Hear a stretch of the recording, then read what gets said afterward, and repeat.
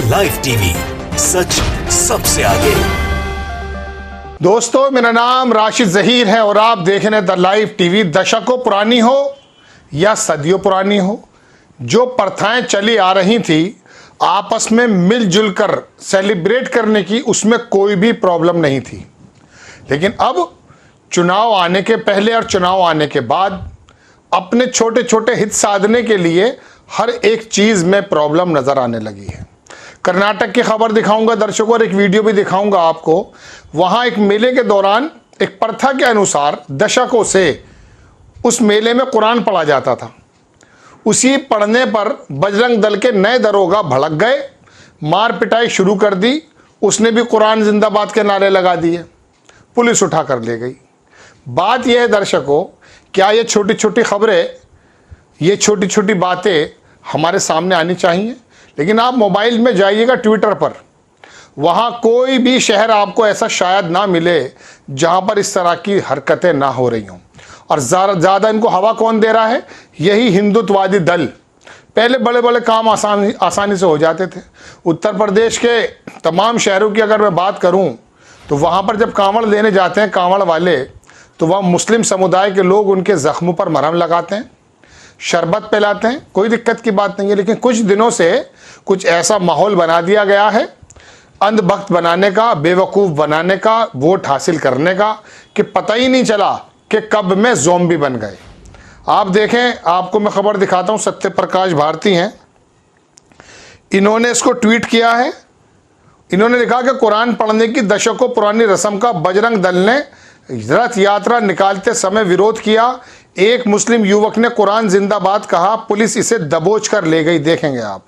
कर्नाटक में बजरंग दल के हसन के बेलूर में चेन्ना केशव रथोत्सव के दौरान कुरान पढ़ने की दशकों पुरानी रस्म का विरोध किया। आप छोटा सा पहले वीडियो देखें, फिर मैंने अखबार से खबर निकाली है, पूरी स्थिति आपको बताऊंगा। देखें आप।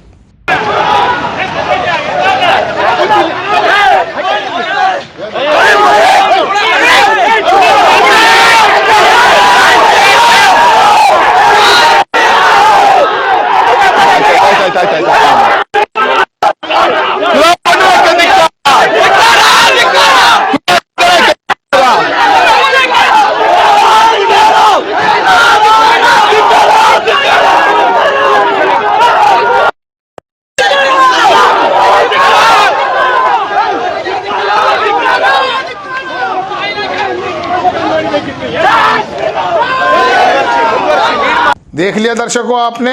अब मैं पूरी बात बता देता हूं कुछ कम शब्दों में आपको। लिखता है अखबार के, कर्नाटक जिले में कुरान के पाठ का विरोध, पुलिस ने किया हिंदू कार्यकर्ताओं पर लाठीचार्ज। सभी पर किया है वो। कर्नाटक पुलिस ने मंगलवार को बजरंग दल और हिंदू कार्यकर्ताओं पर उस समय लाठीचार्ज किया जब जिले के बेलूर शहर में एक ऐतिहासिक हिंदू धार्मिक मेले में कुरान के पाठ पढ़ने का विरोध हिंसक हो गया। इस संबंध में हिंदू संगठनों ने बेंगलुरु शहर में बंद का आह्वान किया। स्थिति उस समय हिंसक हो गई जब विरोध के बीच एक मुस्लिम युवक ने कुरान जिंदाबाद का नारा लगाया। आगे लिखता है अखबार दर्शकों कि बजरंग दल और हिंदू कार्यकर्ताओं ने युवक से पूछताछ की घेर लिया। उस समय और भी स्थिति गंभीर हो गई जब युवक आंदोलनकारियों से बहस हो गई। बाद में प्रदर्शनकारियों ने उनका पीछा किया। इस बीच आंदोलनकारियों के एक समूह ने सड़क को जाम कर दिया। ये मसला बन रहा है चूंकि कर्नाटक में शायद चुनाव है। आगे मैं आपको इसको एक इम्पॉर्टेंट बात दिखाना चाहता था कि दरअसल ये जो कुरान पढ़ने की एक प्रथा वहाँ चली आ रही है, वो कोई मुसलमान ने पैदा नहीं की है, कोई विशेष समुदाय के बंदों ने पैदा नहीं की है। वहाँ एक ज़माने से चल रही है, उस पर किताब भी लिखी है। ऐतिहासिक धार्मिक मेला 4 अप्रैल को होना था और जिला प्रशासन के चुनाव के समय सांप्रदायिक रंग लाने वाले घटनाक्रम के बारे में चिंतित है। पिछले साल हिंदू कार्यकर्ताओं के विरोध के बीच में धार्मिक मेले के दौरान कुरान का पाठ किया गया था। हालांकि हिंदू कार्यकर्ता दावा कर रहे हैं कि 1932 में हिंदू भगवान के सामने कुरान पढ़ने की रस्म को जबरदस्ती जोड़ा गया है। 1932 की रकम वो है ये। इस एक लेखक डॉक्टर रमेश ने संबंध में किताब जारी की और समझाया कि कैसे हिंदू भगवान श्री चंद केशव के सामने कुरान का पाठ करना अनावश्यक है। हिंदू कार्यकर्ता सवाल कर रहे हैं, बहरहाल ये ज़माने से बनी हुई थी। मेरा कहना तो यह है कि कुरान का अगर मिसाल के तौर पे किसी मेले में कोई विरोध कर रहा तो पढ़ने की ज़रूरत क्या है, लेकिन ये विरोध अभी क्यों पैदा होना शुरू हो गए? पहले कोई ज़बरदस्ती तो लोग गए नहीं थे पढ़ने के लिए। अब ये जो उसने भी कुरान का जिंदाबाद के नारे लगाने शुरू कर दिए हैं। कुरान को तो दरअसल अपने अंदर उतारने की बात होती है।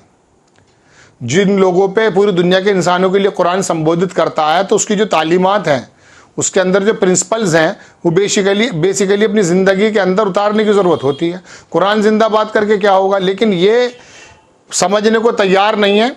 ऐसे लोगों की जमात हर जगह तैयार हो गई दर्शकों कि उनको ये नहीं मालूम है कि देश किस स्थिति में जा रहा है। हमारे अंदर न्यूजीलैंड वाला जज्बा कब आएगा, मतलब जीवन यापन हम अपना बेहतर कब करेंगे, कब सोचेंगे कि हम एक अच्छी ज़िंदगी गुजारने के लिए आगे चले जाएं या अपनी आने वाली नस्लों के लिए कैसी ज़मीन तैयार कर जाएं। लेकिन नहीं, मेले, यात्राएं, जिंदाबाद मुर्दाबाद, इन्हीं चीज़ों में सबसे ज़्यादा जी लगता है इन बेरोज़गारों का। और इस पर ये सबसे ज़्यादा तुर्रा ये है कि हर एक इलाके में ये हिंदुत्ववादी दल इकट्ठे होकर के जो इन्होंने हंगामे शुरू किए हैं और हर एक बात को हिंदू मुस्लिम रंग देना शुरू कर दिया है। हिंदू जमात को दरअसल दर्शकों इन जमातों ने, छोटे छोटे ये टुकड़े जो बने हुए हैं हिंदुत्ववादी दल, ये जता दिया कि बेसिकली हम आपके रक्षक हैं। पुलिस से पहले तो ये पहुंच जाते हैं और फिर चुनाव के वक्त में एक ऐसा माहौल तैयार करने की कोशिश कर लेते हैं कि देखिए अगर हम नहीं होते तो हिंदू समाज खत्म हो जाता, हिंदू धर्म खत्म हो जाता। अरे हज़ारों साल से हिंदू धर्म है। मुगल आकर चले गए, 600 साल हुकूमत करके चले गए, उनसे भी हिंदू धर्म खत्म नहीं हुआ, ना उन्होंने करना चाहा। अब ये मुगलों की पर्सनैलिटी को भी बदनाम कर रहे हैं, विशेष समुदाय के लोगों को भी बदनाम कर रहे हैं और ये बताना चाहते हैं कि ये आक्रमणकारी हैं। एक इसी कर्नाटक में 8 महीने पहले मैंने खबर सुनी थी कहीं, वो कहता कि कुरान को पढ़ने वाला हर एक आदमी आतंकवादी है। एक हिंदू दल का नेता था वहाँ पर। तो दर्शकों, ये जो जाहिर कर दिया है ना, ये इस वजह से कर दिया कि आपकी दरअसल वोट चाहिए। आपको भी दरअसल बुनियादी मुद्दों से ज़्यादा बेहतर यही वाली खबरें ज़्यादा अच्छी लगती हैं कि किसने रथ यात्रा पे पत्थर चलाए हैं, किस लोगों ने नारेबाजी कर दी है। चूँकि एक अंदर पैदा हो चुका है ना, तो दर्शकों बड़ी खबर तो यही थी कि कर्नाटक की एक मेले के अंदर इस तरह की हरकतें हुई, मार पिटाइयाँ शुरू हो गई, लाठी चार्ज करना पड़ गया पुलिस को। लेकिन सवाल अपनी जगह तटस्थ खड़ा है कि आखिरकार कब तक इन गौड़ मुद्दों में हम अपना कीमती समय ज़ाया करते रहेंगे और आपस की प्यार मोहब्बत को बांटते रहेंगे चंद अनपढ़ नेताओं के एजेंडे के मुताबिक। आपको खबर कैसी लगी अपनी राय कमेंट्स बॉक्स में ज़रूर दीजिएगा। चैनल को सब्सक्राइब कीजिए, शेयर कीजिएगा। नेक्स्ट टाइम मैं किसी खबर के साथ आता हूँ। जय हिंद।